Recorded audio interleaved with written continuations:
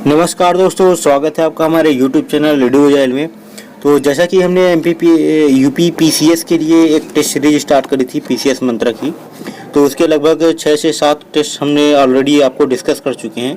अगर आपने उन वीडियो को अभी तक नहीं देखा तो प्लीज़ एक बार आप हमारे प्लेलिस्ट को चेक करिए। उसमें आपको यूपी पीसीएस की 2021 के लिए जो इम्पोर्टेंट टेस्ट सीरीज है उसको वहाँ पे विथ डिटेल्ड एनालिसिस सारे के सारे जितने भी 4 पॉइंट्स भी होते हैं ऑप्शन, उनको भी डिटेल में एनालिसिस करके उनको अपलोड किया गया है। तो आप एक बार उसे देख सकते हैं, वो आपकी यूपी पीसीएस की तैयारी के लिए बहुत ज़्यादा हेल्पफुल होने वाला है। उसके साथ साथ आज हम ध्येय आईएएस के जो संविधान और राज्य व्यवस्था से रिलेटेड जितने भी एक ये टेस्ट हम आपके लिए लेकर आए हैं, जो कि आपके लिए यूपी पीसीएस के एग्ज़ाम के लिए बहुत ज़्यादा इंपॉर्टेंट होगा। ठीक है, तो चलिए, अपने पास टाइम बहुत कम है, तो चलिए जल्दी से इसको स्टार्ट करते हैं और जल्दी से इसको कवर करते हैं। लगभग 30 मिनट्स में हम इसको पूरी तरह से कवर करने की कोशिश करेंगे। अगर 10 से 15 मिनट थोड़ा ज़्यादा भी लगता है तो आपको थोड़ा पेशेंस बनाकर रखना है और वीडियो को पूरा तो ज़रूर देखना है। देखिए, जो काम आप स्टार्ट करिए उसे पूरा ज़रूर करिए। ऐसा नहीं कि भाई आपने स्टार्ट किया, 10 क्वेश्चन देखे उसके बाद चले गए। भाई ऐसे में आपको कुछ नहीं मिलने वाला जब तक आप अपना काम पूरा नहीं करेंगे। अगर आपने ये ठान लिया कि आपको यूपी पीसीएस निकालना है तो जब तक निकल ना जाए तब तक आप बैठिए मत शांति से।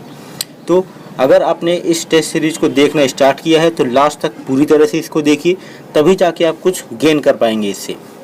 चलिए स्टार्ट करते हैं। पहला क्वेश्चन देखते हैं, निम्नलिखित युग्मों में से कौन सा एक सही सुमेलित नहीं है। तो देखिए, एकल नागरिकता ये ब्रिटेन से ली गई संविधान की सर्वोच्चता संयुक्त राज्य अमेरिका, विधि द्वारा स्थापित प्रक्रिया पूर्व सोवियत संघ और संविधान संशोधन की प्रक्रिया दक्षिण अफ्रीका से। तो यहाँ पे हमें बताना है कौन सा सुमेलित नहीं है। तो देखिए, विधि द्वारा जो स्थापित प्रक्रिया है इसी जापान से लिया गया है, तो ये हमारा राइट आंसर हो जाएगा। उसके बाद अगला क्वेश्चन देखते हैं, निम्नलिखित में से कौन सी एक संविधान की संघीय विशेषता नहीं है। तो देखिए, लिखित संविधान की संघीय व्यवस्था की एक विशेषता है और कठोर संविधान की सर्वोच्चता, ये तीनों संविधान की संघीय विशेषता दर्शाते हैं। लेकिन एकल संविधान ये संविधान के एकात्मकता को दर्शाता है। तो राइट आंसर क्या हो जाएगा, बी, एकल संविधान एकात्मक विशेषता।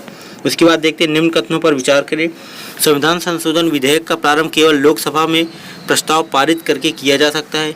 दूसरा कथन है, संविधान के संशोधन के संबंध में दोनों सदनों में असहमति होने पर संयुक्त बैठक का प्रावधान है। तो देखिए, संविधान का जो संशोधन है इसमें संयुक्त बैठक का तो कोई प्रावधान होता नहीं। ठीक है, तो हमारा इसका जो राइट आंसर हो जाएगा वो है ना तो 1 और ना तो 2, क्योंकि संविधान संशोधन विधेयक को लोकसभा राज्यसभा दोनों में से किसी पे भी इसका प्रस्ताव पारित करके इसे प्रारंभ किया जा सकता है। तो आगे चलते हैं, नेक्स्ट क्वेश्चन देखते हैं अपना, मूल अधिकारों की रक्षा हेतु रीटों को जारी करने की शक्ति। तो देखिए, ये तो आपको पता है कि उच्चतम न्यायालय और उच्च न्यायालय दोनों को है, बिल्कुल सही बात है, 32 और आर्टिकल 226।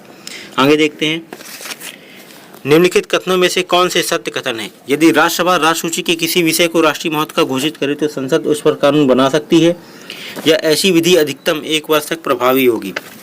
तो देखिए, इसका जो राइट आंसर हो जाएगा वो होगा हमारा क्या, कथन 1 तथा कथन 2 दोनों सही हैं, क्योंकि आर्टिकल 249 के तहत राज्यसभा को यह अधिकार होता है कि वह राज्यसूची के किसी भी विषय को राष्ट्रीय महत्व का घोषित अगर करे तो संसद उस पर क्या कर सकती है, कानून बना सकती है, और ऐसी विधि अधिकतम 1 वर्ष तक प्रभावी होगी। तो इसका राइट आंसर 1 तथा 2 दोनों। आगे देखते हैं, अंतर्राज्यीय परिषद के बारे में कौन सा कथन असत्य है। तो यह एक संवैधानिक निकाय है, इसके गठन का अधिकार संसद को है, इसका अध्यक्ष प्रधानमंत्री होता है, इसकी प्रकृति सलाहकारी होती है। तो देखिए, इसका जो राइट आंसर हो जाएगा वो हमारा होगा क्या, इसके गठन का अधिकार संसद को है, बी, क्योंकि अंतर्राज्यीय परिषद का गठन राष्ट्रपति के द्वारा किया जाता है। तो राष्ट्रपति चूंकि संसद का ही एक पार्ट होता है, संसद में राष्ट्रपति, लोकसभा और राज्यसभा होता है, आर्टिकल 236 के तहत इसका गठन किया जा सकता है। आगे देखते हैं, अनुच्छेद 136, अच्छा सॉरी यहाँ पे क्या बोला गया है, अंतर्राज्यीय परिषद के बारे में कौन सा असत्य कथन है, असत्य कथन। तो यहाँ पे इसके गठन का अधिकार संसद, तो यहाँ पे संसद नहीं बल्कि राष्ट्रपति को होता है इसके गठन का अधिकार, और बाकी ये सारे अपने संवैधानिक निकाय, इसका अध्यक्ष, ये सारी चीज़ें अपनी क्या हैं, सही है। असत कथन में क्या आ जाएगा अपना इसके गठन का अधिकार संसद को है। आगे देखते हैं, अनुच्छेद 136 के तहत सर्वोच्च न्यायालय किस एक के निर्णय के विरुद्ध अपील के लिए विशेष इजाजत नहीं दे सकता? तो इसका जो राइट आंसर हो जाएगा वो है सैनिक न्यायालय। सॉरी। निम्नलिखित कार्यों में से कौन सा स्थानीय स्वशासन से संबंधित नहीं है? तो देखिए यहाँ पे स्थानीय स्वशासन तो जन स्वास्थ्य, स्वच्छता का प्रबंध, जन उपयोगी सेवाएं, लोक व्यवस्था का अनुरक्षण। लोक व्यवस्था का अनुरक्षण ये राज्य सरकार का विषय होता है, तो ये हमारा स्थानीय स्वशासन से संबंधित नहीं है। देखते हैं हमारा अगला क्वेश्चन। निम्नलिखित पर विचार कीजिए। समान नागरिक संहिता, छोटे परिवार का मानदंड, समान कार्य के लिए समान वेतन, प्राथमिक स्तर पर मातृभाषा में शिक्षा। आपको बताना है कि उपरोक्त में से कौन सा संविधान में वर्णित नीति निर्देशक सिद्धांतों में शामिल है। तो देखिए संविधान के भाग 4 में आर्टिकल 39 जो डी है वो बोलता है समान कार्य के लिए समान वेतन को परिभाषित करता है, और आर्टिकल 44 समान नागरिक संहिता। तो हमारा जो यहाँ पे राइट आंसर हो जाएगा वो हो जाएगा क्या? सी। उसके बाद देखते हैं, एक संसद सदस्य की सीट को रिक्त घोषित किया जा सकता है यदि वह सदन से लगातार, ये तो आपको बिल्कुल पता ही होना चाहिए कि 180 डेज 2 माह के लिए अगर लगातार अनुपस्थित होता है तो उसको उसकी नागरिकता क्या की जा सकती है? समाप्त की जा सकती है। इसमें देखिए आर्टिकल 101 के सब क्लॉज 4 में संसद के जो सदस्य हैं उनकी सदस्यता समाप्त की जा सकती है, और आर्टिकल 194 में राज्य विधानसभा। आगे देखते हैं, संविधान के अनुच्छेद 352 में मंत्रिमंडल शब्द को संविधान में सम्मिलित किया गया है, तो इसे सम्मिलित किया गया है 44वें संविधान संशोधन के द्वारा, आर्टिकल 352 में। उसके बाद देखते हैं, निम्नलिखित में से कौन सा कथन अविश्वास प्रस्ताव के संबंध में सत्य नहीं है? तो लोकसभा में इसे स्वीकारने का कारण बताना अनिवार्य है। लोकसभा में यदि यह पारित हो जाए तो मंत्रिपरिषद को त्यागपत्र देना पड़ता है। यह पूरे मंत्रिपरिषद के विरुद्ध लाया जा सकता है।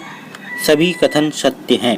तो 12 का जो हमारा आंसर है वो है ए, क्योंकि लोकसभा में इसे स्वीकारने का कारण बताना अनिवार्य नहीं होता। उसके बाद देखते हैं 13वां क्वेश्चन। एक मंत्री जो किसी राज्य विधानमंडल का सदस्य नहीं है उसे कितने दिनों के अंदर अनिवार्य रूप से किसी एक सदन का सदस्यता लेनी पड़ती है? तो ये बिल्कुल आपको पता होगा 180 डेज का। संघीय क्षेत्रों के प्रशासन से संबंधित प्रावधान का वर्णन है, तो इसका वर्णन किया गया है किसमें? आर्टिकल 239 में। तो इसका राइट आंसर क्या हो जाएगा हमारा? ए। उसके बाद देखते हैं 15वां क्वेश्चन। संविधान की विषय सूचियों में दिए गए विषयों के अतिरिक्त विषयों पर कौन कानून बना सकता है? तो देखिए इसमें जो कानून बनाने का अधिकार है वो है किसको? संसद को। संविधान की विषय सूचियों में अतिरिक्त विषयों पर सारे वो किसको? संसद को प्रदान किए गए हैं। उसके बाद देखते हैं, राज्य सूची के विषय पर आपातकाल की स्थिति में संसद की कानून बनाने की शक्ति का वर्णन है, तो इसका वर्णन किसमें किया गया है? अनुच्छेद 250 में। बी इसका राइट आंसर हो जाएगा, 16वें का बी। उसके बाद देखते हैं 17वां, आपातकाल की घोषणा होने पर अनुच्छेद 358 के आधार पर कौन सा एक मूल अधिकार स्वतः निलंबित हो जाता है? तो इसका जो राइट आंसर है वो है कौन सा? अनुच्छेद 19 स्वतः समाप्त हो जाता है।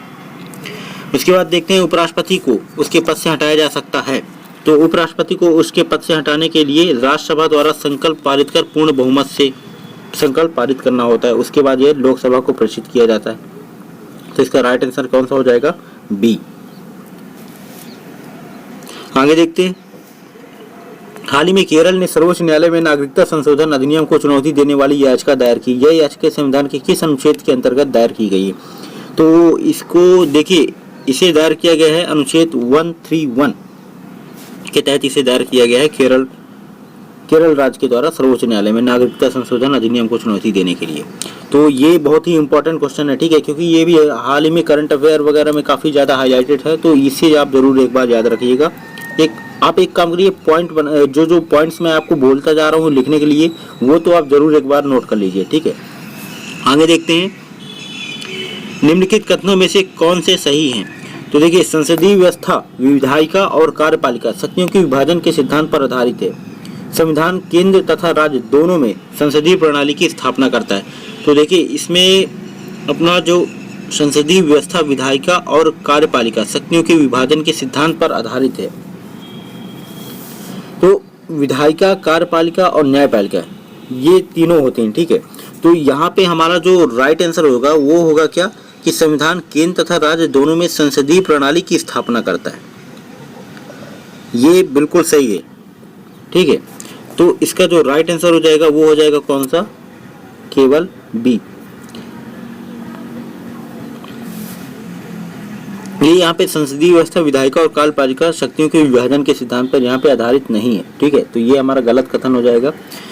सही कथन कथन 2, तो केवल 2 इसका राइट आंसर हो जाएगा। उसके बाद देखते हैं आगे, राज्य विधान परिषदों को समाप्त नहीं किया जा सकता, इसे भंग किया जा सकता है परंतु समाप्त नहीं। भंग नहीं किया जा सकता, भंग और समाप्त दोनों किया जा सकता है। तो देखिए इसमें आर्टिकल 169 में विधान परिषद को समाप्त करने का अधिकार संसद को दिया गया है।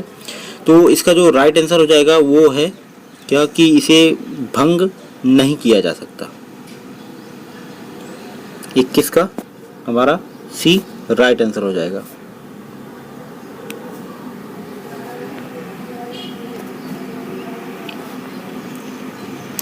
निम्नलिखित में से किस संविधान संशोधन द्वारा 8वीं अनुसूची में 4 भाषाएं जोड़ी गई हैं? तो इसका जो राइट आंसर है वो है हमारा 92वां संविधान संशोधन। अगला देखते हैं, संविधान के अनुच्छेद 72 के अंतर्गत राष्ट्रपति को, तो ये तो आपको बिल्कुल पता ही होना चाहिए। आपको तो ये टिप्स में आपको रटा होना चाहिए कि संविधान के अनुच्छेद 72 के तहत राष्ट्रपति को प्राप्त क्षमादान की शक्ति है, वह कैसी शक्ति है? तो इसका जो आंसर है वो है 23। ये है कौन सी, न्यायिक शक्ति। न्यायिक शक्ति के अंतर्गत आता है क्षमादान की शक्ति, ठीक है। उसके बाद देखते हैं उपराष्ट्रपति के, अभी हाल ही में आपने देखा होगा, अगर एमपीपीएससी के क्वेश्चन अगर आपने देखा होगा तो उसमें एक क्वेश्चन आया था कि राष्ट्रपति द्वारा जो अभिभाषण प्रस्तुत किया जाता है तो वह राष्ट्रपति की किस प्रकार की शक्ति है?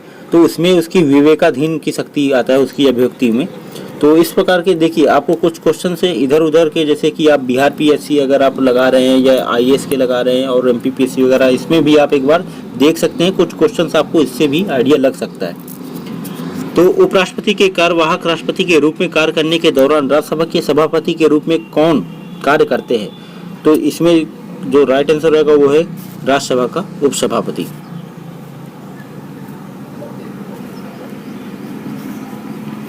निम्नलिखित कथनों में से कौन सा असत्य है? तो केंद्रीय प्रशासनिक अधिकरण 42वें संविधान संशोधन की देन है, इसका गठन राष्ट्रपति द्वारा होता है। तो इसका जो राइट आंसर है वो है क्या, केवल 2, क्योंकि जो केंद्रीय प्रशासनिक अधिकरण, ठीक है, इसे 42वां संविधान संशोधन केंद्रीय प्रशासनिक अधिकरण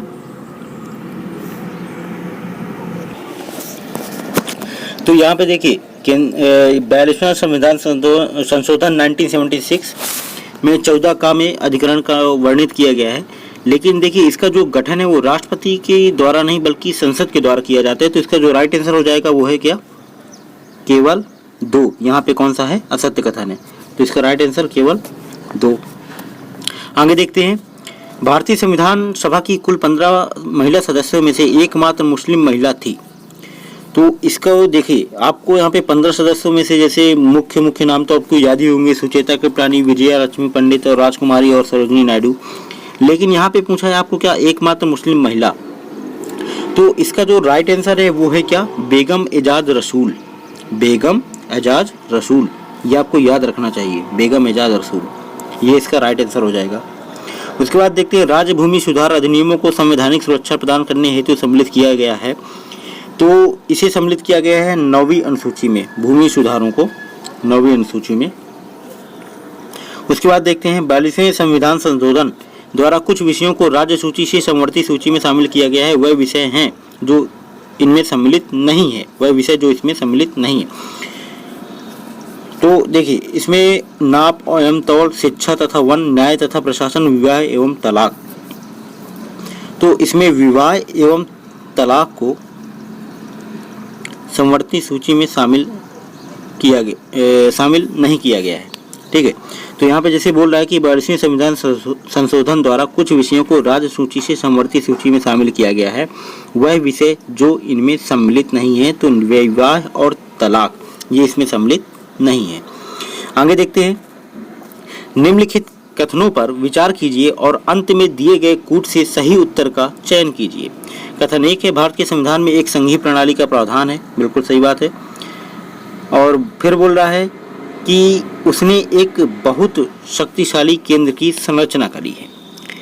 तो देखिए, इसमें ए तथा आर दोनों सही हैं तथा आर ए की सही व्याख्या नहीं करता, क्योंकि यहाँ पे केंद्र सशक्त तो है, लेकिन यहाँ पे जो संघीय प्रणाली की व्यवस्था यहाँ पे की गई है, तो उसके लिए ये अपना जो कारण बताया गया है इसमें, ये तो एकात्मकता को दर्शाता है।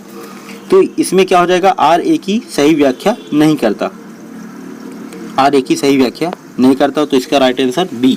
आगे देखते हैं, भारत के नियंत्रक या महालेखा परीक्षक को उसके पद से जिस ढंग और जिस आधार पर हटाया जा सकता है, वे निम्न में से किससे संबंधित है? तो वह उच्चतम न्यायालय के न्यायमूर्ति से संबंधित है। तो इसका आंसर हो जाएगा क्या आंसर बी। आगे देखते हैं, भारत के प्रधानमंत्री के विषय में निम्नलिखित कथनों में से कौन सा सही नहीं है? तो इसमें वह संसद के प्रति उत्तरदायी नहीं है। तो यह संसद के प्रति उत्तरदायी होता है, तो ये हमारा क्या हो जाएगा यहाँ पे सही नहीं, ये हमारा राइट आंसर होगा। उसके बाद देखते हैं, निम्नलिखित में से कौन सा एक उच्चतम न्यायालय की मूल अधिकारिता के अंतर्गत नहीं आता? तो इसमें देखिए, संविधान की व्याख्या से संबंधित विवाद ये मूल अधिकार के अंतर्गत नहीं आता, क्योंकि यह संविधान के अपीली क्षेत्राधिकार के अंतर्गत आता है। उसके बाद देखते हैं, इसका जो राइट आंसर हो जाएगा 32 का क्या, बी। उच्च न्यायालय के न्यायाधीशों को पेंशन दी जाती है, तो इन्हें राज्य सरकार की संचित निधि से इनको पेंशन दी जाती है। आगे देखते हैं, पंचायती राज पर 73वें संविधान संशोधन के निम्न में से स्वैच्छिक उपबंध कौन से हैं? ग्राम सभा का गठन, पिछड़े वर्गों के लिए स्थानों का आरक्षण, सभी स्तर पर अनुसूचित जाति एवं जनजातियों के लिए आरक्षण, पंचायतों को वित्तीय अधिकार। तो यहाँ पे 34, तो यहाँ पे देखिए, जो 73वां संविधान संशोधन है, इसमें जो स्वैच्छिक उपबंधों में वर्णित किया गया है, तो उसमें से शामिल किया जाता है इसमें क्या, पिछड़े वर्गों के लिए स्थानों का आरक्षण तथा पंचायतों को वित्तीय अधिकार। तो इसका जो राइट आंसर हो जाएगा वो है 34 का कौन सा, ए, 2 तथा 4।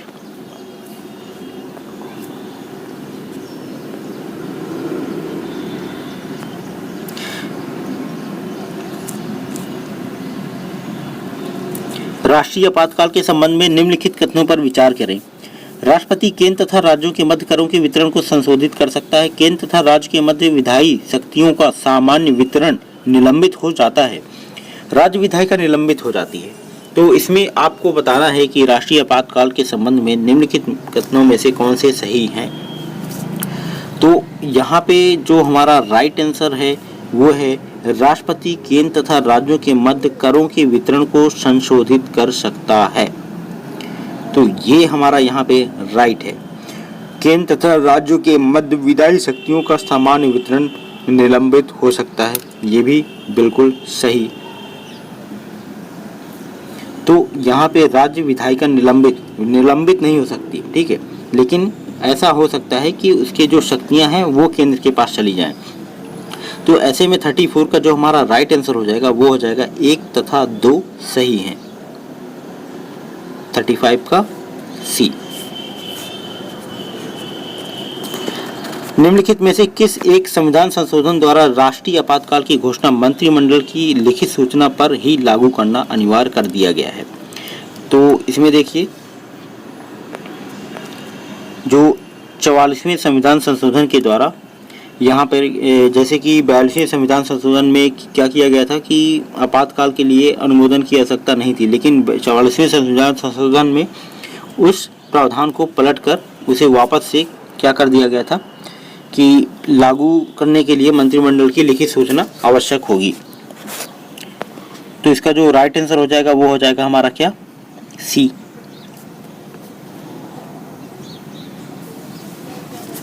आगे देखते हैं, राष्ट्रपति के चुनाव में निम्नलिखित में से कौन भाग लेते हैं? तो राज्य विधानसभा, राज्य विधान परिषद, लोकसभा सदस्य, राज्यसभा सदस्य। तो लोकसभा सदस्य, राज्यसभा सदस्य राष्ट्रपति के चुनाव में तो पार्टिसिपेट करते हैं। राज्य विधानसभा सदस्य ये भी पार्टिसिपेट करते हैं। तो यहाँ पे देखिए 3 और 4 ये तो पार्टिसिपेट कर ही रहे हैं, ठीक है। तो 37 का जो राइट आंसर अपना होगा वो होगा राज्य विधानसभा 1, लोकसभा 3, राज्यसभा 4, बल्कि राज्य विधान परिषद को इसमें शामिल नहीं किया जाता। तो 37 का क्या हो जाएगा हमारा राइट आंसर ए। निम्नलिखित पर विचार कीजिए, साधारण विधेयक, धन विधेयक, संविधान संशोधन विधेयक, उपरोक्त में से किस विधेयक पर संयुक्त बैठक का प्रावधान नहीं है। तो देखिए धन विधेयक और संविधान संशोधन विधेयक, जैसा कि हमने अभी पहले भी पढ़ा है, तो धन विधेयक और संविधान संशोधन पर संयुक्त बैठक का प्रावधान नहीं है। तो 2 और 3 राइट आंसर हो जाएगा, बी इसका राइट आंसर। उसके बाद निम्नलिखित में से किसका वर्णन संविधान में नहीं है। तो संविधान में वर्णन नहीं किया गया किसका, बजट का, संविधान में नहीं है। निम्न में से किसका वर्णन संविधान में नहीं है। तो इसमें बजट का वर्णन नहीं है, बजट को इसमें आपको बजट को यहाँ पे डिस्क्राइब नहीं किया गया है, ठीक है। तो राइट आंसर क्या हो जाएगा, बजट आर्टिकल 112 में है, लेकिन इसकी यहाँ पे डिस्क्राइब नहीं किया गया, इसकी डिफिनीशन वगैरह कुछ नहीं बताएगी, ठीक है। आगे देखते हैं, निम्नलिखित में से किस एक संविधान संशोधन द्वारा यह निर्धारित किया गया है कि प्रधानमंत्री एवं उप प्रधानमंत्री सहित मंत्रिमंडल की संख्या लोकसभा के 15% सदस्यों से अधिक नहीं होगी। तो इसे किया गया है 91वें संविधान संशोधन के द्वारा। तो 40 का क्या हो जाएगा राइट आंसर डी। निम्नलिखित कथनों पर विचार करें, राज्यसभा में लंबित विधेयक जिसे लोकसभा ने पारित न किया हो, लोकसभा के विघटन के पश्चात समाप्त हो जाता है। अनुदान की मांग संसद की सिफारिश पर ही की जाती। तो इसका जो राइट आंसर हो जाएगा वो ना तो 1 ना तो 2, क्योंकि राज्यसभा में लंबित विधेयक जिसे लोकसभा ने पारित ना किया हो, लोकसभा के विघटन के पश्चात समाप्त हो जाता है, तो ऐसा नहीं होता। तो यहाँ पे जो सत्य कथन की चुनने की बात है, तो यहाँ पे ना तो 1 सत्य है ना ही 2। आगे देखते हैं, निम्नलिखित में से किस एक एक्ट द्वारा बर्मा को भारत से पृथक किया गया। तो गवर्नमेंट ऑफ इंडिया एक्ट 1935, ये हमारा राइट आंसर होगा। भारतीय संसद की निम्नलिखित में से कौन सी समिति लोक वित्त पर नियंत्रण रखती है। तो इसका जो राइट आंसर हो जाएगा वो हमारा क्या है, उपरोक्त सभी, क्योंकि लोक लेखा समिति, प्राक्कलन समिति, लोक उपक्रमों पर समिति, ये सारी क्या है, संसद के वित्त पर नियंत्रण रखने के लिए ही बनाई जाती है। निम्नलिखित में से भारतीय संविधान के कौन से अनुच्छेद में प्रसाद का सिद्धांत का उल्लेख किया गया है। तो इसका जो राइट आंसर है वो है अनुच्छेद 310, अर्थात सी, 44 का सी। निम्नलिखित में से किस लोकसभा का कार्यकाल लगभग 6 वर्ष का था। तो इसमें 5वीं जो लोकसभा थी उसका कार्यकाल 6 वर्ष का था। जब इंदिरा गांधी जी अपनी सरकार में रहती उस टाइम पे 1 वर्ष के लिए आपातकाल में इसको कार्यकाल को बढ़ाया गया था, ठीक है। आगे देखते हैं, केंद्रीय सतर्कता आयुक्त की नियुक्ति राष्ट्रपति द्वारा एक 3 सदस्यीय समिति की सिफारिश पर होती है। निम्नलिखित में से कौन उसमें सम्मिलित नहीं है। तो इसमें जो सम्मिलित नहीं है वो है लोकसभा का अध्यक्ष, लोकसभा का अध्यक्ष इसमें सम्मिलित नहीं है। आगे देखते हैं, निम्नलिखित में से किस अनुच्छेद में यह वर्णित किया गया है कि संघ की राजभाषा हिंदी होगी। तो इसका वर्णन किया गया है अनुच्छेद 343 में, इसे आप याद रखिएगा।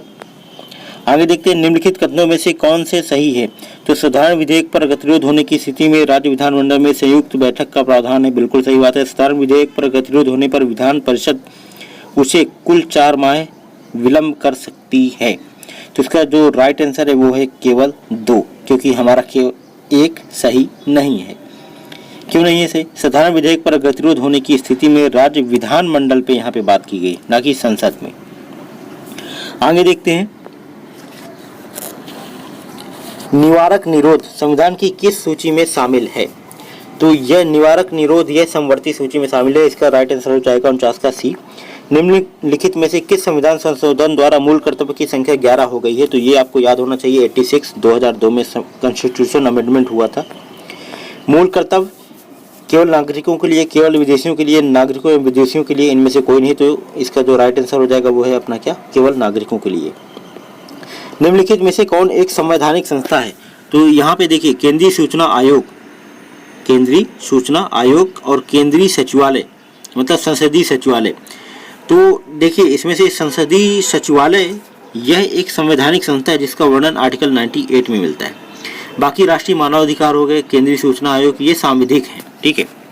इनका किसी न किसी एक्ट के द्वारा ही इनका निर्माण किया गया है।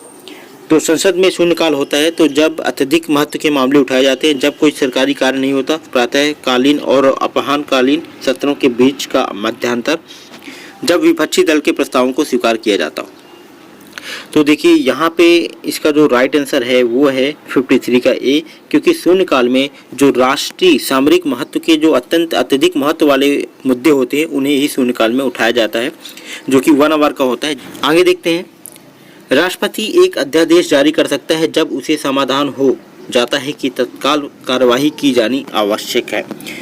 तो इसमें आर्टिकल 123 के तहत राष्ट्रपति को अध्यादेश जारी करने की शक्ति मिलती है और यह तभी जारी किया जा सकता है जब कोई भी सदन सत्र में ना हो। तो इसका राइट आंसर हो जाएगा क्या है, सी। आगे देखते हैं, निम्नलिखित में से भारत के संविधान के किस एक अनुसूची का संबंध स्वशासी जिला परिषदों से है। तो इसका राइट आंसर हो जाएगा क्या, छठी अनुसूची, स्वशासी जिला परिषद, छठी अनुसूची, जिसमें कि असम, मेघालय, त्रिपुरा और मिजोरम का वर्णन मिलता है। आगे देखते हैं, भारत के संघीय न्यायालय के बारे में कौन सा कथन सत्य है। तो यहाँ पे जो राइट आंसर हो जाएगा हमारा, क्योंकि यहाँ पे क्या दे रखा है संघीय न्यायालय के बारे में, इसकी स्थापना 1 अक्टूबर 1935 को हुई। इसके प्रथम मुख्य न्यायाधीश सर मॉरिस ग्वेयर थे। तो यहाँ पे जो हमारा राइट आंसर है वो है केवल दो, क्योंकि इसके प्रथम मुख्य न्यायाधीश सर मॉरिस ग्वेयर हैं। अब आपको यहाँ पे बताना है कि संघीय न्यायालय, भारत में संघीय न्यायालय की स्थापना कब की गई थी, ये आपके लिए क्वेश्चन है, इसे आपको कमेंट सेक्शन में बताना है। उसके बाद देखते हैं, संविधान सभा के विषय में निम्नलिखित में से कौन सा एक असत्य कथन है। तो यह वयस्क मताधिकार पर आधारित होता है, वह बहुदलीय निकाय थी और अप्रत्यक्ष निर्वाचन का परिणाम था। तो देखिए इसमें से जो ये बहुदलीय निकाय और इसमें जो वयस्क मताधिकार पर आधारित थी, तो ये तो यहाँ पे देखिए रॉन्ग आंसर है कि वयस्क मताधिकार तो ऐसा, अच्छा आपको यहाँ पे कथन असत्य कथन बताना है। हाँ, तो वयस्क मताधिकार पर आधारित थी, ये तो बिल्कुल सही बात है, और वह बहुदलीय निकाय थी और अप्रत्यक्ष निर्वाचन का परिणाम था। तो यहाँ पे देखिए जो हमारे गलत कथन होने वाले हैं वो है बहुदलीय निकाय और अप्रत्यक्ष निर्वाचन का परिणाम। तो राइट आंसर क्या हो जाएगा, 2 और 3, 57 का बी।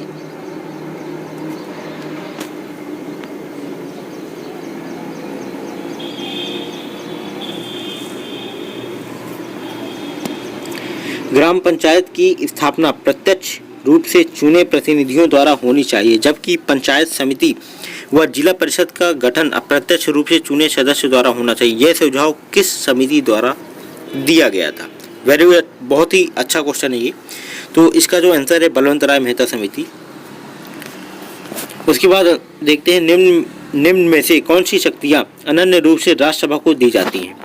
तो इसका जो राइट आंसर है, राज्यसभा को दी जाने वाली शक्तियों में राज्य सूची में प्रकटित किसी विषय पर कानून बनाने का संसदीय अधिकार।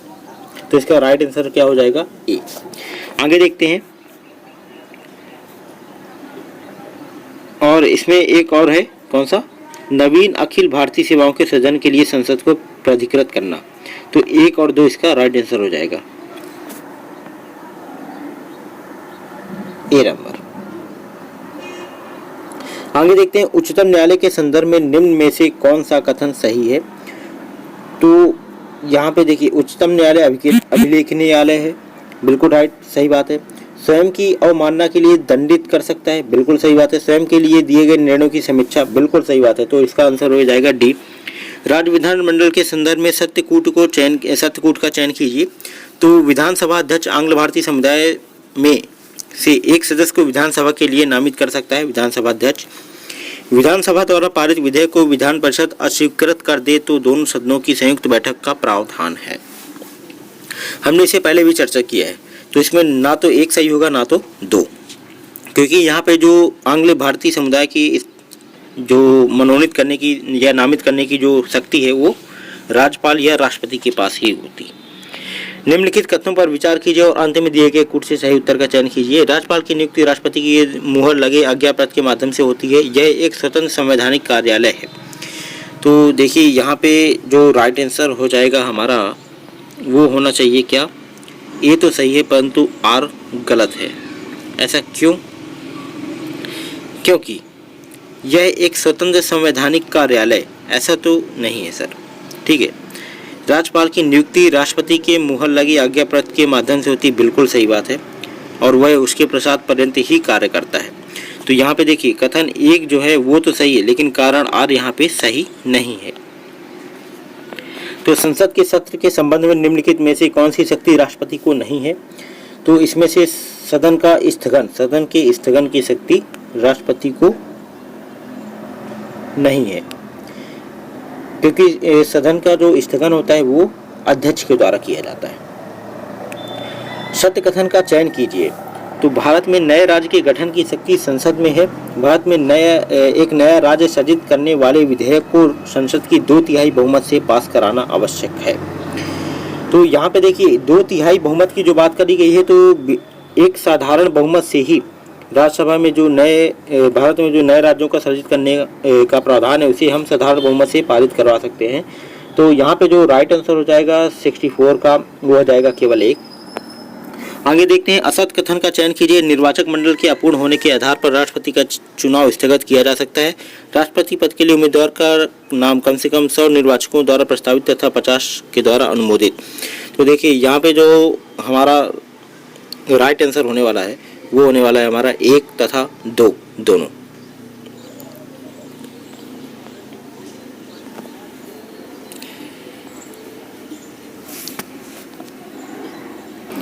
क्योंकि यहाँ पे जो 100 निर्वाचकों की बात की गई है, यहाँ पे 100 नहीं बल्कि यहाँ पे 50 होते हैं। और चुनाव का स्थगन ये तो बिल्कुल गलत, ये तो संविधान के आर्टिकल्स में प्रावधान ये है कि अगर निर्वाचक मंडल के अपूर्ण होता है तो उसमें चुनाव को स्थगित नहीं किया जाएगा।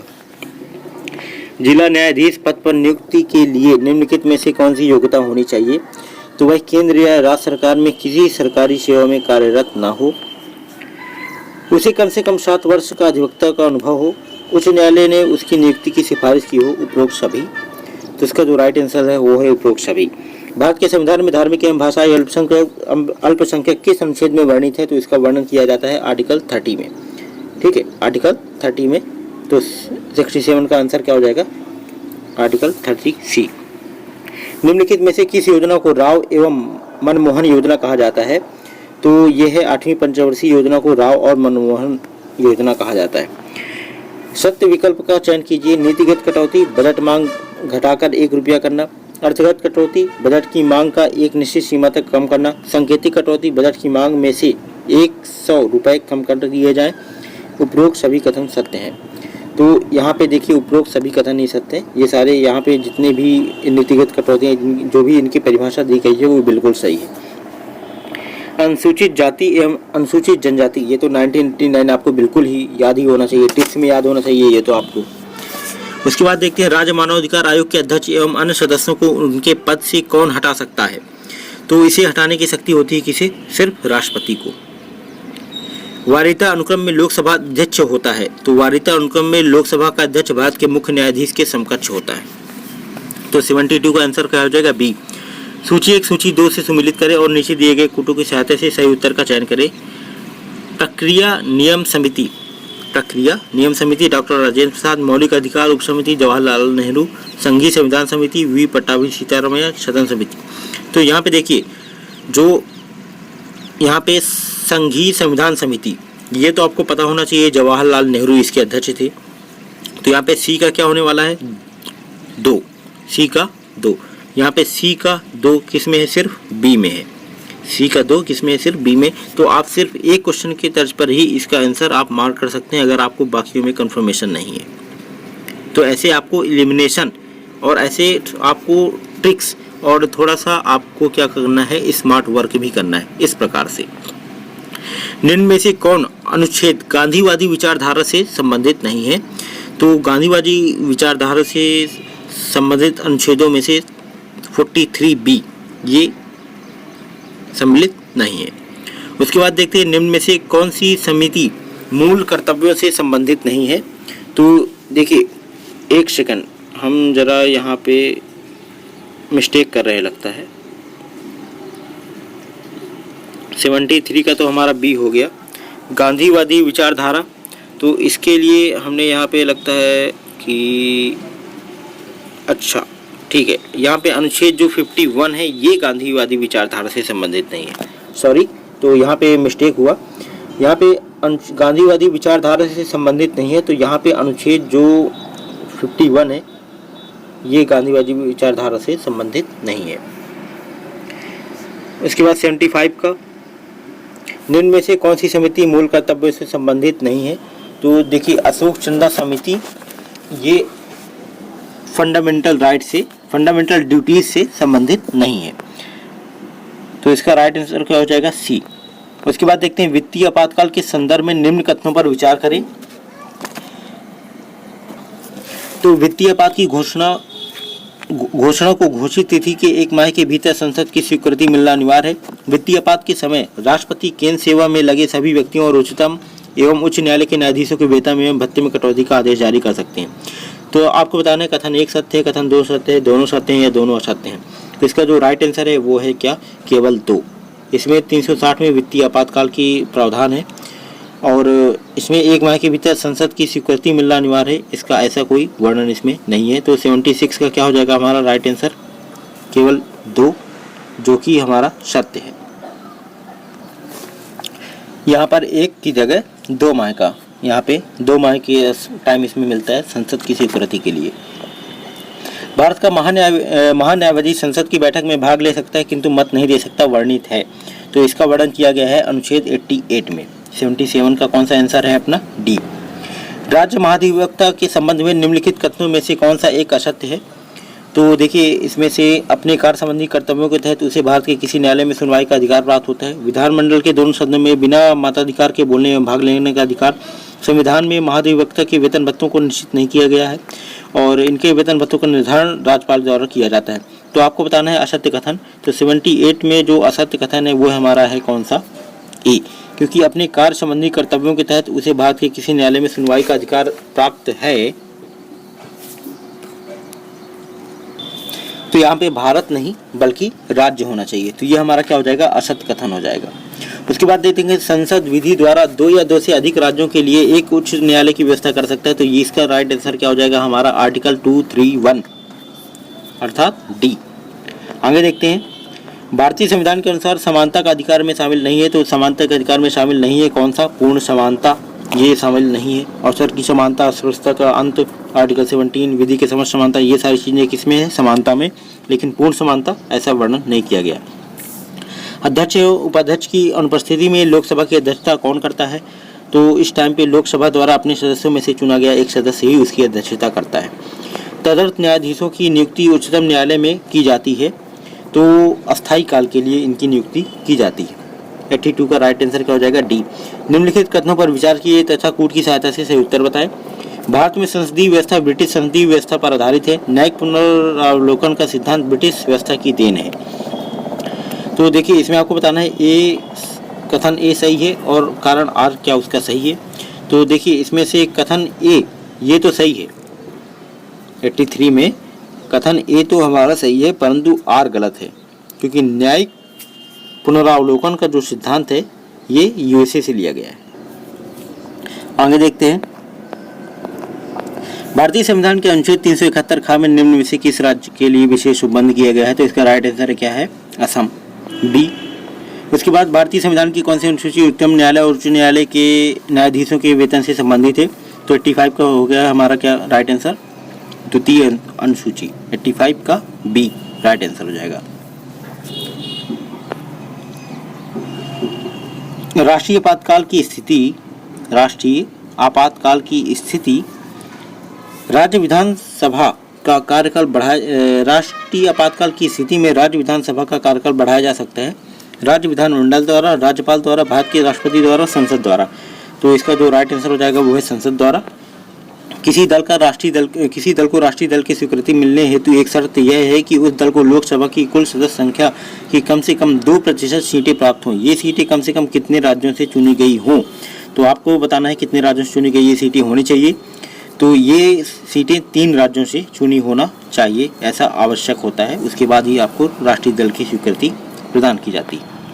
निम्नलिखित कथनों पर विचार कीजिए और अंत में दिए गए कूट से सही कूट का चयन कीजिए। लोकतंत्र में एक संस्था द्वारा दूसरे पर अंकुश लगाने की व्यवस्था है। विधायिका पर कार्यपालिका का नियंत्रण होता है। विधायिका पर कार्यपालिका का नियंत्रण होता है। तो देखिए यहाँ पे जो कथन ए है ये तो सही है, लेकिन विधायिका पर कार्यपालिका का नियंत्रण, ये तो सर बिल्कुल गलत है, बिल्कुल गलत है। ये तो कोई छोटा सा बच्चा भी समझ जाएगा कि बिल्कुल गलत ही है ये। ठीक है, 88 का राइट आंसर क्या हो जाएगा? सी। निम्नलिखित में से कौन एक समिति चुनाव सुधार से संबंधित नहीं है? तो देखिए इसमें से जो राजमन्नार समिति है ये चुनाव सुधार से संबंधित नहीं है।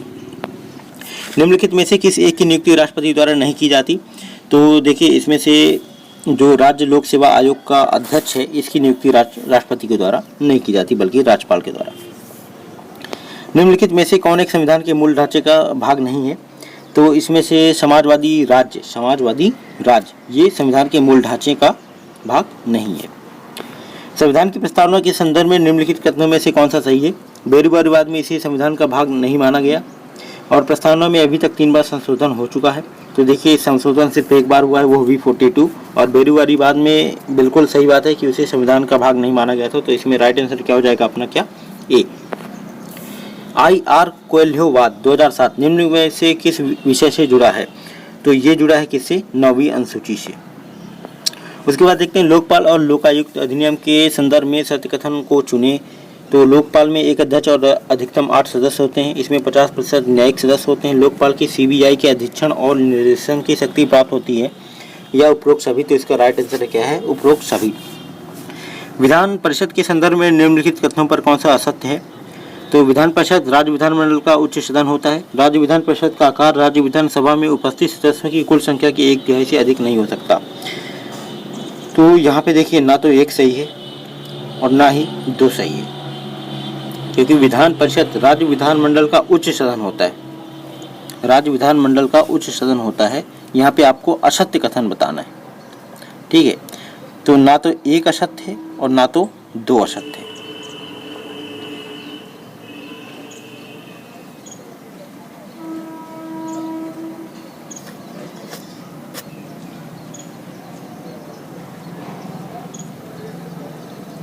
निम्नलिखित युग्म में से कौन सा एक सही सुमेलित है? राष्ट्रीय पिछड़ा वर्ग आयोग 1993 का गठन, लोकसभा में अनुसूचित जाति जनजाति आरक्षण 330, वित्त आयोग का गठन 280, उपरोक्त सभी। तो इसका जो राइट आंसर है वो है क्या? उपरोक्त सभी। संविधान का कौन सा अनुच्छेद मुख्यमंत्री के दायित्वों का वर्णन करता है? तो ये है 167। तो डी इसका राइट आंसर। राज्य विधानसभा का 17वां अवसान किया जाता है। तो इसका 17वां अवसान किया जाता है किसके द्वारा? राज्यपाल के द्वारा। निम्नलिखित संवैधानिक पदाधिकारियों में से कौन सा भारत के राष्ट्रपति के प्रसाद पर्यंत पद धारण करता है? तो देखिए इसमें से राज्यपाल प्रसाद पर्यंत तक पद धारण करता है। भारत में सहकारी समिति को गठन करने का अधिकार है। तो इसके अधिकार ये अधिकार कैसा है? मूल अधिकार है। सहकारी समितियों का गठन मूल अधिकार कहलाता है। वित्त आयोग के संदर्भ में निम्नलिखित कथनों में से कौन सा सत्य है? तो इसके सदस्य 5 वर्ष या 65 वर्ष की आयु तक पद धारण करते हैं। यह एक अर्ध न्यायिक निकाय है। तो यहाँ पे 101 का जो अपना आंसर है वो क्या है? बी। क्योंकि देखिए यहाँ पे इसके जो सदस्य 5 वर्ष या 65 वर्ष की आयु तक पद धारण करते हैं। तो यहाँ पे देखिए ये रॉन्ग है, क्योंकि ये राष्ट्रपति के द्वारा जो निर्दिष्ट अवधि होती है तभी तक ये पद का धारण करते हैं। उसके बाद अगला क्वेश्चन देखते हैं 102। सिद्ध कदाचार और अक्षमता के आधार पर राज्य सूचना आयुक्त को हटाने के लिए राज्यपाल प्रकरण की जांच के लिए किस न्यायालय को संदर्भित करता है? तो इसका जो हमारा आंसर हो जाएगा वो हो जाएगा उच्चतम न्यायालय को। क्योंकि अगर राज्य सूचना आयुक्त की जब हटाने की बात आती है तो उसमें उच्चतम न्यायालय का। अगला क्वेश्चन देखते हैं 103। निम्नलिखित में से कौन सा संविधान के अनुच्छेद 13 के अंतर्गत परिभाषित विधि शब्द में सम्मिलित है? निम्नलिखित में से कौन सा संविधान के अनुच्छेद 13 के अंतर्गत परिभाषित विधि शब्द में सम्मिलित है? तो यहाँ पे आपको बताना है साधारण विधियां या संविधान संशोधन अधिनियम या विधि का बल रखने वाली सामाजिक रूढ़ियां। तो इसका जो हमारा राइट आंसर हो जाएगा वो हो जाएगा ए और सी दोनों। यहाँ पे साधारण विधियां और विधि का बल रखने वाली सामाजिक रूढ़ियां, ये दोनों विधि शब्द में सम्मिलित हैं। ठीक है, अनुच्छेद 13 के अंतर्गत। निम्नलिखित में से कौन सा एक भारत में संथानम यहाँ पर संविधान संशोधन अधिनियम अनुच्छेद 13 के अंतर्गत यहाँ पे सम्मिलित नहीं होता। ठीक है। 104 में क्या बताया है कि निम्नलिखित में से कौन सा एक भारत में संथानम समिति की सिफारिश पर स्थापित किया गया है। तो यहाँ पे देखिए, इसमें के संथानम समिति जो 1962 में बनाई गई थी, तो इसके अंतर्गत ये केंद्रीय सतर्कता आयोग का गठन किया गया था। अगला क्वेश्चन देखते हैं 105। भारत में राष्ट्रपति वित्तीय आपात की घोषणा करता है जब, तो ये आपको बिल्कुल पता होना चाहिए कि राष्ट्रपति वित्तीय आपातकाल की घोषणा तभी करता है जब उसे यह प्रतीत होता है कि देश में वित्तीय स्थायित्व को खतरा है। इसका जो राइट आंसर हो जाएगा 105 का सी। 106 106 भारत के संविधान के निम्नलिखित अनुच्छेदों में से कौन सा एक सार्वभौमिक वयस्क मताधिकार से संबंधित होता है। तो इसका संबंध होता है अनुच्छेद 326। 324 में अपना उच्चतम न्यायालय और उसके बाद 326 में वयस्क मताधिकार। तो सॉरी, यहाँ पे 324 में एक्चुअली में इलेक्शन कमीशन होता है। 324 में अनुच्छेद 324 इलेक्शन कमीशन, और 326 में यहाँ पे 106 का डी हो जाएगा 326, जिसमें कि सार्वभौमिक वयस्क मताधिकार से संबंधित है। राज्य विधानमंडल के द्वितीय सदन राज्य विधान परिषद के सृजन एवं उन्मूलन का अधिकार प्राप्त है। तो इसका अधिकार प्राप्त है संसद को। ठीक है। 169 के अंतर्गत इसे संसद को यह अधिकार दिया गया है। उसके बाद देखते हैं 42वें संविधान संशोधन अधिनियम 1976 द्वारा निम्नलिखित में से कौन सा शब्द भारतीय संविधान की प्रस्तावना में सम्मिलित नहीं किया गया। तो देखिए, जो 42 कॉन्स्टिट्यूशन अमेंडमेंट हुआ था उसमें धर्मनिरपेक्ष और समाजवादी, उसके बाद अखंडता शब्द को इसमें सम्मिलित किया गया था, बल्कि बंधुत्व शब्द को नहीं। निम्नलिखित कथनों पर विचार करें।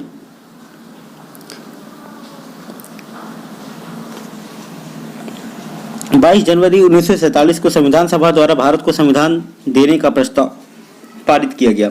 संविधान सभा में डॉक्टर अम्बेडकर ने उद्देश्य प्रस्ताव प्रस्तुत किया। उपरोक्त में से असत्य कथन चुनिए।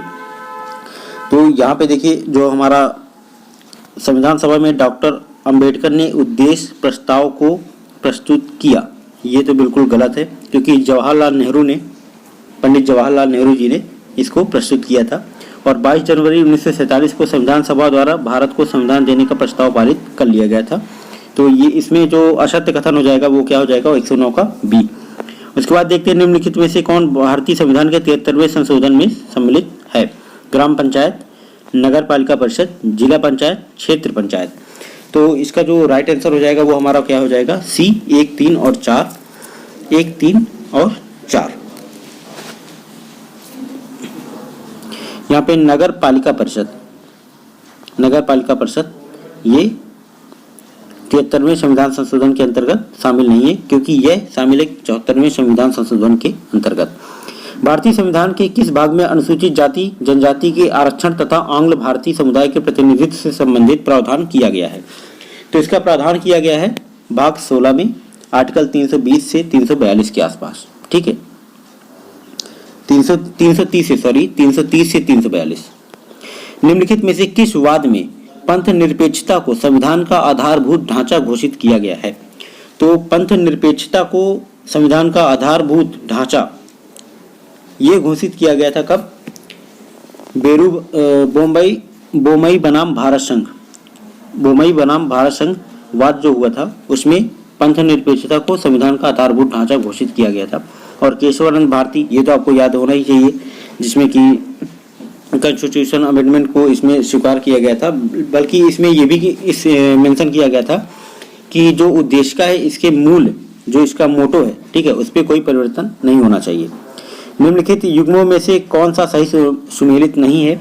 संविधान सभा का गठन नवंबर 1946, उद्देश्य प्रस्ताव का पेश 11 दिसंबर 1946, प्रारूप समिति का गठन 29 अगस्त 1947, संविधान सभा की पहली बैठक 9 दिसंबर 1946।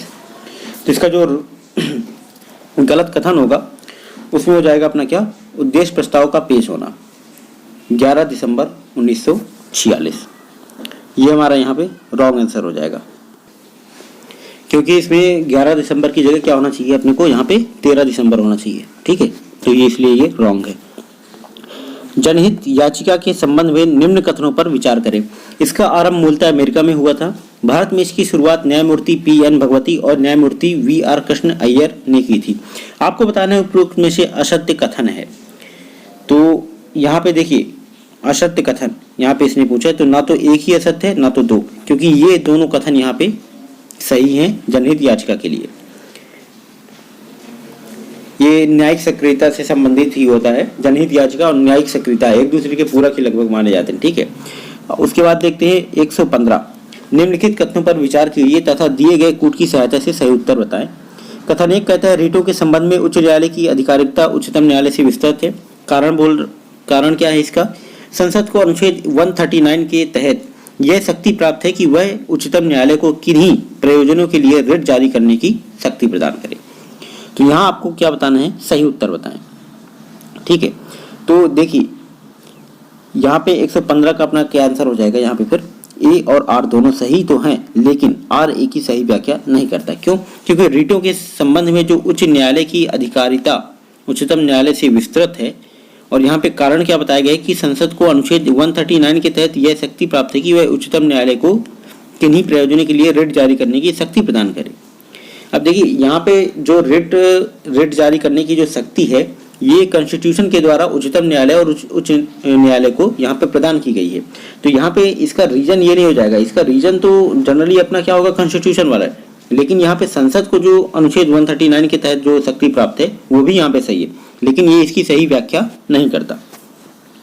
तो इसका जो राइट आंसर हो जाएगा 115 का बी। ए और आर दोनों सही तो हैं, लेकिन आर ए की व्याख्या सही नहीं करता। उसके बाद देखते हैं अगला, निम्न कथनों पर विचार करें। डीपीएसपी राज्य के नीति निर्देशक तत्व आपातकाल के दौरान न्यायालय में प्रवर्तनीय है। डीपीएसपी राज्य के नीति निर्देशक तत्व राज्यों के लिए बाध्यकारी नहीं है। तो इसमें आपको बताना है कौन सा कथन सत्य है। तो यहाँ पे केवल दो कथन ही सत्य है। दूसरा, डीपीएसपी राज्यों के लिए बाध्यकारी नहीं है, क्योंकि ऐसा कोई प्रवर्तनीय वाला जो यहाँ पे सिद्धांत यहाँ पे बताया गया है इसमें कथन में, तो ऐसा कोई प्रावधान संविधान में नहीं है। उसके बाद देखते हैं 117, प्रस्तावना के संबंध में कौन सा कथन सत्य है? इसकी प्रकृति न्याय योग्य नहीं है, इसका संशोधन नहीं किया जा सकता। तो देखिए इसमें जो हमारा राइट आंसर होगा, तो क्योंकि आपको पता होगा केशवानंद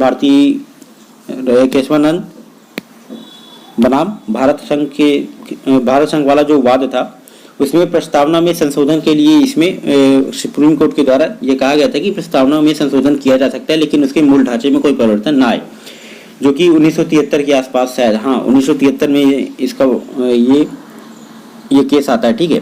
तो इसमें देखिए इसकी प्रकृति न्याय योग्य नहीं है और इसका संशोधन नहीं किया जा सकता। तो देखिए सेकंड तो ये पूरी तरह से गलत है, ठीक है। और आपको बताना है इसमें क्या सत्य कथन बताना है।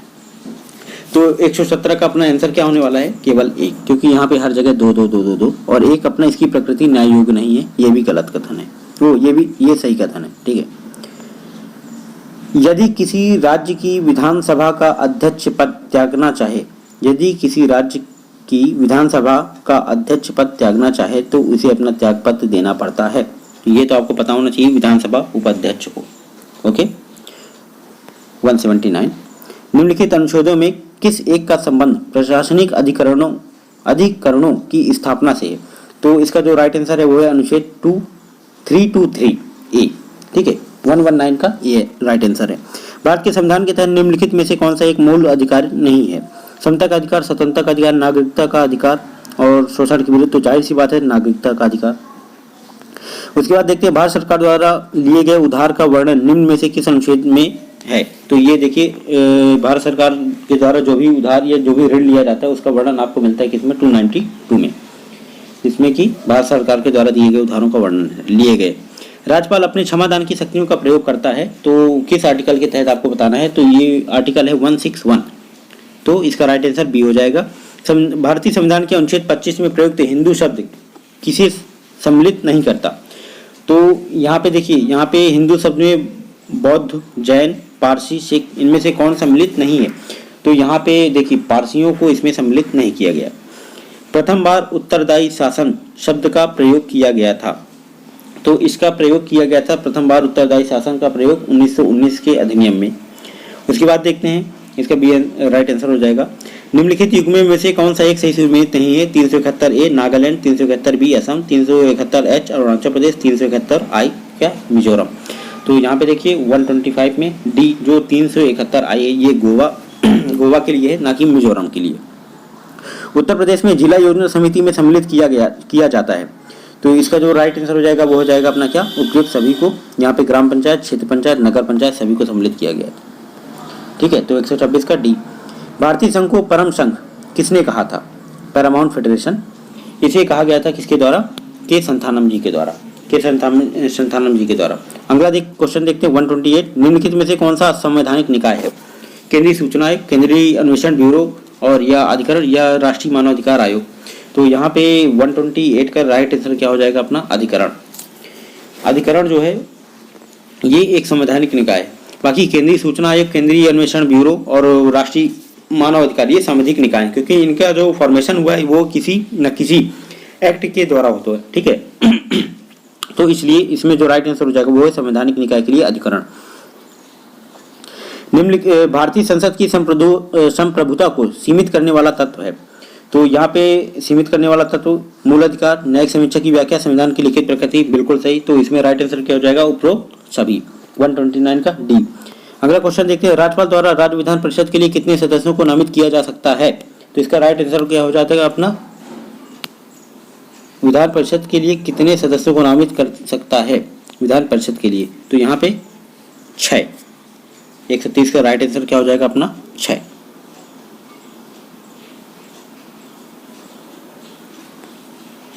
निम्नलिखित में से किसकी सिफारिश के बिना अनुदान की मांग नहीं की जा सकती? तो इसका जो राइट आंसर होगा वो होगा हमारा क्या? राष्ट्रपति की सिफारिश के बिना। उसके बाद देखते हैं अगला क्वेश्चन, निम्नलिखित में से कौन राज्य उच्च न्यायालय के मुख्य क्षेत्र अधिकार में सम्मिलित है? तो इसका जो राइट आंसर हो जाएगा वो हो जाएगा हमारे प्रारंभिक, निरीक्षक और अपील, ये तीनों हो जाएंगे। राज्य उच्च न्यायालय हो या उच्चतम न्यायालय, सभी के क्षेत्र अधिकारों में ये उसके टाइप से प्रारंभिक, निरीक्षक और अपीली। अंतर्राष्ट्रीय श्रम संगठन द्वारा हाल ही में जारी एक रिपोर्ट के अनुसार वर्ष 2020 में बेरोजगारों की संख्या में वृद्धि होगी। लगभग कितनी? आपको बताना है। 25 लाख की। इसका राइट आंसर क्या है? सी। उसके बाद देखते हैं जनवरी 2020 में खेलो इंडिया यूथ गेम्स का आयोजन कहाँ हुआ है? तो इसमें का जो राइट आंसर हो जाएगा वो है असम के गुवाहाटी में। और 2021 में ये जो भुवनेश्वर उड़ीसा के हुआ, तो ये भी आपको एक्स्ट्रा में याद रखना है। हाल ही में देश की प्रथम जलमग्न मेट्रो का संचालन किस शहर से शुरू करने की घोषणा की गई है? तो इसका जो राइट आंसर है वो है क्या? कोलकाता में। 135 का डी। उसके बाद देखते हैं हाल ही में पुरुषों के अंतर्राष्ट्रीय T20 क्रिकेट मैच में थर्ड अंपायर की भूमिका निभाने वाली पहली महिला कौन बनी है? तो इसमें जो पहली महिला बनी है वो बनी है कौन भैया? आपको बताना है। Jacqueline Williams. उसके बाद देखते हैं वर्ष 2024 में शीतकालीन युवा ओलंपिक खेलों का आयोजन किया जाएगा। 2024 में शीतकालीन युवा ओलंपिक, तो इनका आयोजन किया जाएगा कहाँ पे? गैंगवाने, दक्षिण कोरिया में। उसके बाद देखते हैं हाल ही में विश्व आर्थिक मंच द्वारा जारी वैश्विक सामाजिक गतिशीलता सूचकांक में भारत को कौन सा स्थान प्राप्त हुआ? तो यहाँ पे भारत को जो स्थान प्राप्त हुआ वो 76। अच्छा देखिए, यहाँ पे ओलंपिक से रिलेटेड हो सकता है कि इस बार यूपीएससी या यूपीपीएससी में ओलंपिक से कई सारे क्वेश्चन आ जाएं, क्योंकि यहाँ पे अभी हाल ही में ग्रीष्मकालीन ओलंपिक और ये ग्रीष्मकालीन और अपना कौन सा हुआ है पैरा ओलंपिक, तो इसमें काफ़ी ज़्यादा अच्छा प्रदर्शन रहा भारतीय खिलाड़ियों का। तो आपको इसको ज़रूर एक बार देख लेना है, और इसके लिए हमने एक सेपरेट वीडियो अभी 1 या 2 दिन में अपलोड कर देंगे। कंटेंट रेडी कर लिए, ठीक है। तो 1-2 दिन में आपके लिए एक ओलंपिक बेस पे, जिसमें कि दोनों समर और पैरा दोनों को कवर कर दिया जाएगा, उससे बाहर आपको कोई भी क्वेश्चन नहीं आएगा। तो 1-2 दिन में उसको अपलोड कर दिया जाएगा, तो आप उसको यहाँ से भी एक बार देख सकते हैं। अगला क्वेश्चन देखते हैं, जनवरी 2020 में विश्व भविष्य ऊर्जा शिखर सम्मेलन कहाँ आयोजित किया गया है? तो 139 का आंसर क्या हो जाएगा अपना? अबू धाबी, यूएई में। उसके बाद देखते हैं 71वें गणतंत्र दिवस पर जेन बोल्सोनारो मुख्य अतिथि के रूप में उपस्थित रहे। वे किस देश के राष्ट्रपति थे? तो वो किस देश के हैं? ब्राजील के। संप्रीति 2020 सैन्य अभ्यास का आयोजन, अच्छा 72 में कोई नहीं आया था, ये सारी चीजें आप याद रखिएगा। संप्रीति 2020 सैन्य अभ्यास का आयोजन फरवरी 2020 में किन 2 देशों के मध्य हुआ? तो ये हुआ है किसके बीच? भारत और बांग्लादेश। संप्रीति याद रखिएगा, संप्रीति।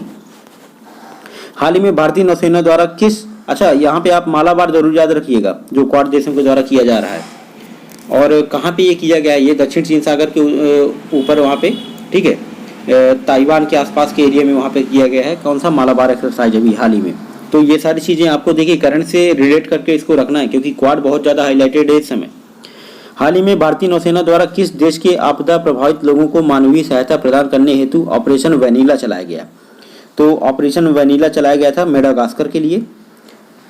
हाल ही में नीति आयोग द्वारा एस्पिरेशनल डिस्ट्रिक्ट की सूची जारी की गई है। इसमें देश के किस जिले को प्रथम स्थान मिला है? तो इसमें चंदौली उत्तर प्रदेश जिले को प्रथम स्थान मिला है। निम्नलिखित में से किन्हें हाल ही में अंतर्राष्ट्रीय क्रिकेट परिषद द्वारा मुख्य व्यावसायिक अधिकारी नियुक्त किया गया है? तो इसका जो राइट आंसर है वो है हमारा क्या है, अनुराग दाहिया। हाल ही में किस राज्य की विधानसभा ने अपने उच्च सदन विधान परिषद को समाप्त करने का निर्णय लिया है? तो इसका जो राइट आंसर है वो है क्या, आंध्र प्रदेश। अप्रैल 2020 में सागर माथा संवाद का आयोजन कहाँ किया जाएगा? अच्छा, यहाँ पे आप एक चीज और देख लीजिएगा, किस किस राज्य में विधान परिषद अभी वर्क कर रही है। चाहे तो आप कमेंट सेक्शन में एक बार हमें बता भी सकते हैं, ठीक है, क्योंकि अभी आंध्र प्रदेश ने, जैसा कि इसने कहा विधान परिषद को समाप्त करना चाह रहा है, तो यहाँ से देखिए क्वेश्चन बन सकता है, ठीक है। अप्रैल 2020 में सागर माथा संवाद का आयोजन कहाँ किया जाएगा? तो इसका जो राइट आंसर है अप्रैल 2020 में सागर माथा संवाद, ये क्वेश्चन थोड़ा सा गलत है, कहाँ किया गया था होना चाहिए। तो यहाँ पे देखिए 146 का जो राइट आंसर हो जाएगा वो है काठमांडू। उसके बाद देखते हैं स्वीडिश इंटरनेशनल पीस रिसर्च संस्थान द्वारा हाल ही में जारी एक रिपोर्ट के अनुसार निम्नलिखित में से कौन सा देश रूस को पछाड़कर हथियार उत्पादन में द्वितीय स्थान पर आ गया है? तो यहाँ पे राइट आंसर हो जाएगा वो अपना क्या है, चीन। 25 जनवरी 2020 को राष्ट्रीय आपदा दिवस मनाया गया, इसकी विषय वस्तु थी, तो इसकी विषय वस्तु क्या थी? 148 का राइट आंसर हो जाएगा क्या अपना डी, मजबूत लोकतंत्र हेतु चुनावी साक्षरता। और 2021 का जो है उसको आपको याद रखना है एक्स्ट्रा में, ठीक है। तो 148 का क्या हो गया, डी। उसके बाद देखते हैं भारत का सर्वोच्च न्यायालय जिसके द्वारा संघ और राज्य के मध्य विवादों को अधिनिर्णित करता है, कौन अधिनिर्णित करता है? तो इसका जो जाहिर सी बात है आप सबको पता है, 149 का बी, प्रारंभिक अधिकारिकता के अंतर्गत। उसके बाद देखते हैं संविधान में निम्नलिखित में से कौन सी अखिल भारतीय सेवा वर्णित नहीं है? तो भारतीय न्यायिक सेवा, भारतीय वन सेवा, भारतीय पुलिस सेवा, भारतीय प्रशासनिक सेवा। ये तो आपको ये तो इसका तो मैं आंसर आपको देने ही वाला नहीं, ये आप लोग ही बताओगे, इसका आंसर मैं नहीं दे रहा, ठीक है, क्योंकि आप तैयारी कर रहे हो, आपको ये चीज पता होना चाहिए। तो चलिए आज के लिए बस इतना ही दोस्तों, मिलते हैं अपने नेक्स्ट वीडियो में नए टेस्ट के साथ, और आपकी तैयारी को बिल्कुल बूस्ट करेंगे और बनाएंगे, इस बार बस फोड़ देंगे।